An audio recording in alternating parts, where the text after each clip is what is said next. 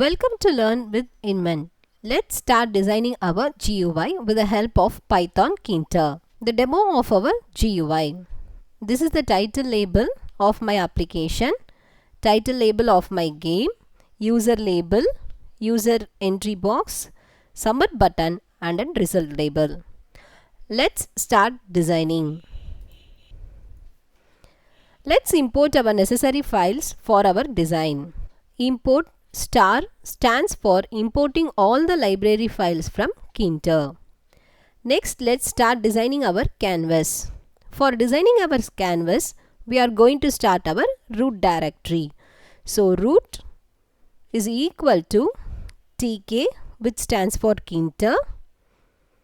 I have started my loop. Next, I am going to close my loop. All your necessary widgets must be placed between the root tk and root.main loop. Let's save our project work and look out the output. This is the initial design of our canvas. Next, we are going to change the title of our canvas. For that, I am going to give root.title.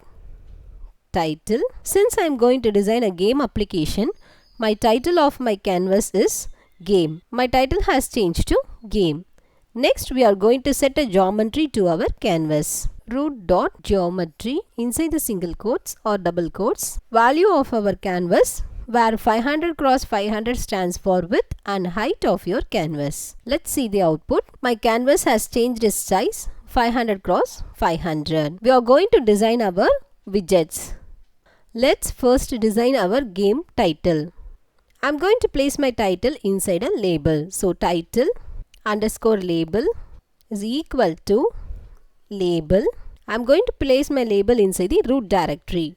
Root, comma, text is equal to number guessing game. Save your project. Let's see the output. My label is not displayed. I have to set x and y values for my label. So, x values is the horizontal value and y value is the vertical value. Where I am going to place my label inside the root directory. So, title underscore label dot place. Value of my x is going to be x is equal to a random value of 135, comma, y is equal to a random value of 60. Let's see the output. You can see the title of the game is displayed now.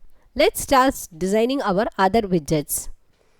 Next, I am going to design my user widget, that is user label. User underscore label is equal to label. I am going to place it inside the root directory root, comma, text of my label, enter the number of your choice. Then I am going to place my label just below the title label.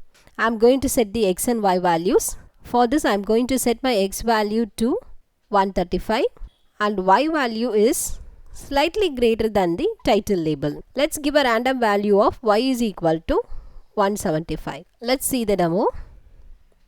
This is my title label. This is my user label. Both starts with x is equal to 135. X is equal to 135. My y value is y is equal to 60. Y is equal to 175. Next, we are going to design the entry widget. User underscore entry is equal to entry inside the root directory. Root, comma. My text is going to be empty. I no need to type the text. Next, I have to place my entry box. User entry box must be placed in the same line of the user label. So, the value of x changes but the value of y remains the same.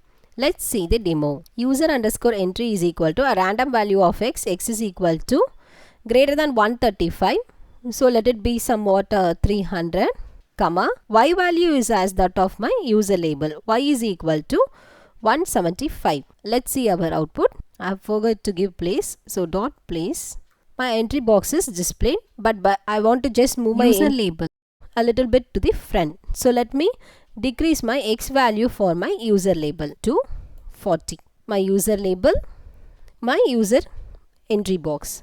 This is the title of my game. Next we are going to design our submit button. So button stands for btn underscore submit equal to button. I'm going to place my button inside the root, comma, text of my button is going to be submit. I'm going to place my button below the user label and user entry box. So the value of my y also changes.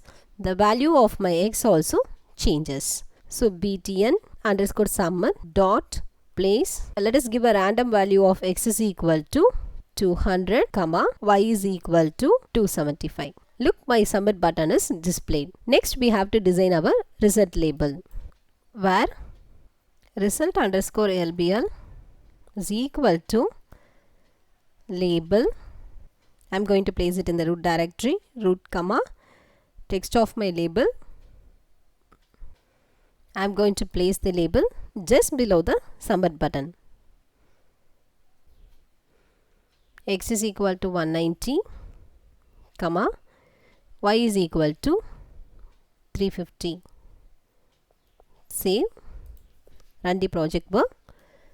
The basic design of my GUI is ready. Let us make a small modifications to make our GUI more attractive. At first, I'm going to add my background color. So below the geometry, I'm going to give root.configure background is equal to pink. The color of my canvas has changed. You can use hex values also. Let us change my pink color to #BBBFF00. The color has changed to green. You can use your desired color of hex values. Next we are going to design our font. First I am going to change the font of my label, comma, font is equal to font name. I am going to use Times New Roman. Size of my font, which is going to be 15. Then style of my font, which is going to be bold. You can see the changes in my title label. I have copied and pasted the font label in all the other widgets also. The font size of my title label, user label, submit button and result label are of the same size. I want the font size of my user label, submit button and result label a little bit small than my title label. Let's decrease our font size for our user label to 12, for my button to 12 and my result label to 12. You can see the font of my result label, submit button and user label is decreased. Let's design our entry box. For designing our entry box, it is just enough to change your font size. So I am just going to copy the font size of my user label and paste this in my entry widget. My entry widget is designed. Entry widget does not have width and height of its own. It takes the width and height of its font size. For example, let us change our entry widget font size to 35. Let's see the difference. See, the entry widget box has increased its height. So in order to increase or decrease your height of your entry widget, you have to just increase or decrease your font size. So I am going back to my original value 12. We have designed our GUI with Python Kinter. We can make more attractive designs in future lessons. In the next video, we will learn to connect our front-end and back-end codes. Keep coding with us. Thank you.